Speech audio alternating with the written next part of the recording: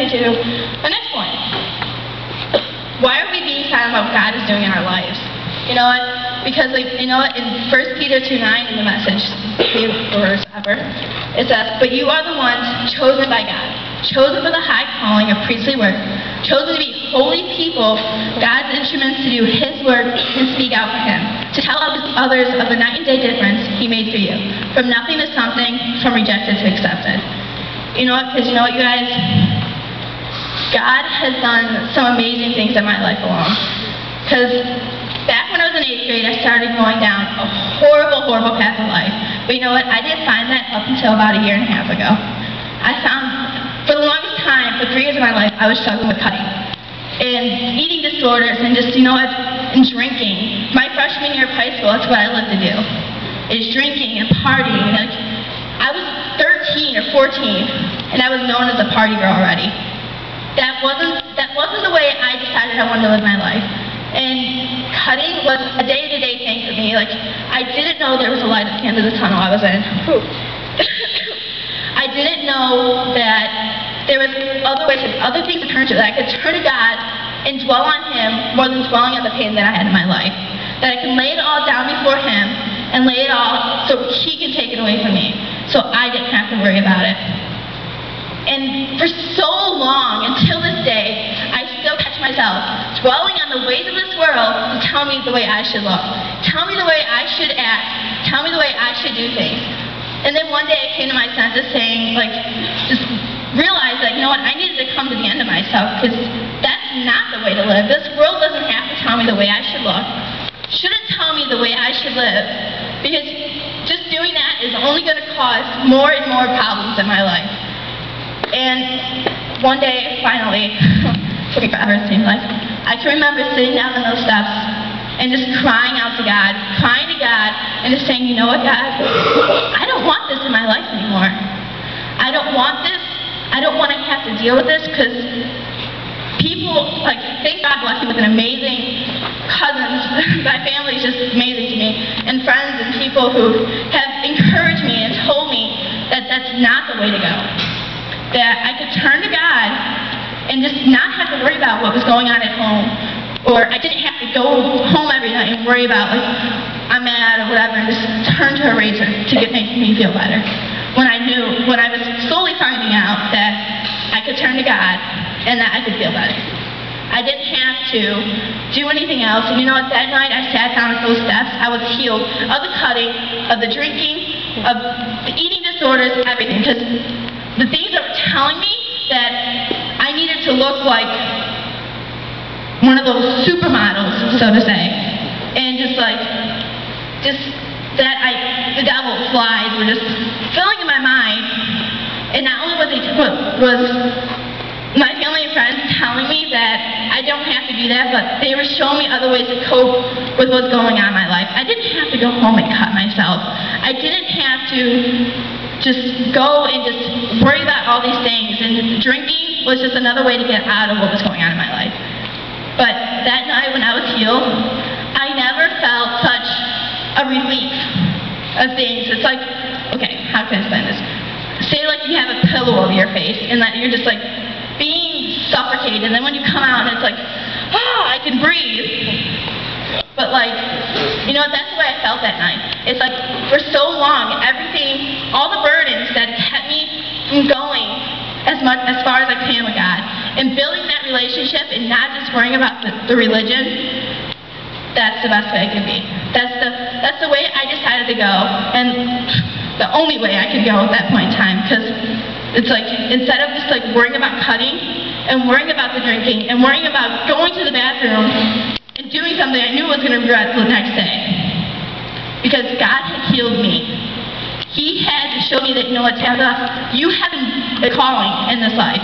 You have a calling to go and share this testimony of yours with everyone else. Because you know what, there's people out there who are struggling with the same exact thing. And that just really gave me a wake-up call. Like, you know what, since I am healed, since I am just wanting to build this relationship, I'm going to stay dedicated to the call that He has on my life. Stay committed and do what He has called me. And you know what? That brings me to my next point. And the song says, we're a million strong and getting stronger still. They'll remember we were here. With a million voices breaking silence till they'll remember we were here. You know, one of the BarlowGirl names is Alyssa. And something she said that I couldn't say any better was this. It's about all he has on our generation right now. That as we are living in such a dark world, we are called to speak truth in the midst of deception, hope in the midst of darkness, and life in the midst of death. And that just there told me, like, you know what? It's our generation that could serve so many other people.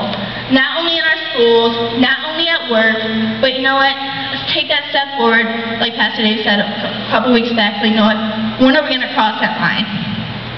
Draw that line and just go over it. Who cares what the society is saying about Christianity? If they don't like what we're saying, who cares? Or would they rather do have us swearing? I doubt it. I mean, also in 1 Timothy 4:12 it says, don't let anyone look down on you because you are young, but set an example for the believers in speech, in life, in love, in faith, and in purity. Because we're 13 through whatever age we are,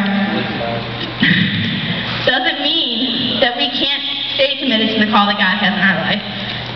Although we have different struggles or whatever, we can still stay committed. We can still go after what God has called us to do and still just go after God and worship Him no matter what. And just knowing that is just amazing to me because, like, there's so many people who are unreached. And we are called to reach the unreached. And it's just that there that tells me, like, you know what, why are we holding back? Why are we keeping silent about what Jesus did on the cross for us and what He's done in our own lives? We all have different testimonies. We all have different things that God has done in our lives. Let it be an A on a test or whatever. But you know what? He has a calling for each and every one of us. Let it be making Bobby, for instance, you play baseball. Let it be Bobby making him playing baseball his ministry.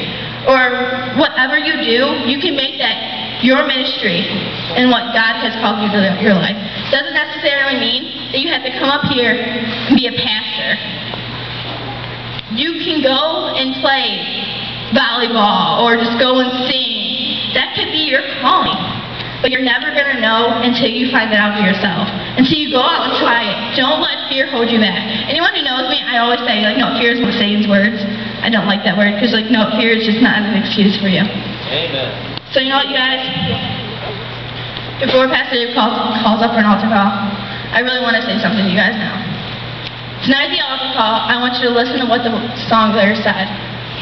We're a million strong and getting stronger still, till I remember we're here. With a million voices, we're breaking silence still, they remember we were here.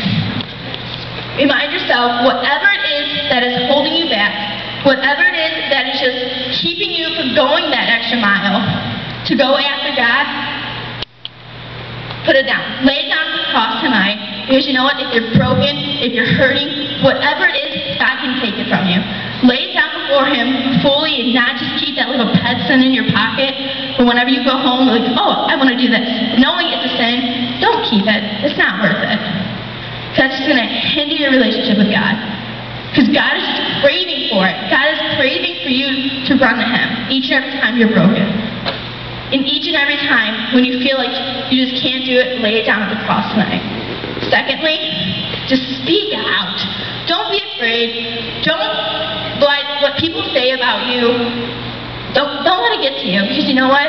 You know that it's a calling that you're staying dedicated to with God. Staying committed to and living for.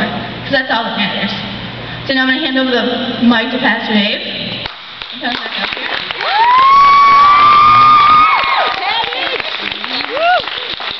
I love it. Before I hand it fully back over to him, I want to share something else with you guys. If I find it. Hebrews 12:1, the second part of it says, let us throw everything off that hinders and the sin that so easily entangles, and let us run with perseverance the race marked out for us. That right there says that you should just do what God has called you to do and not worry about what everything else is going on. Here you go.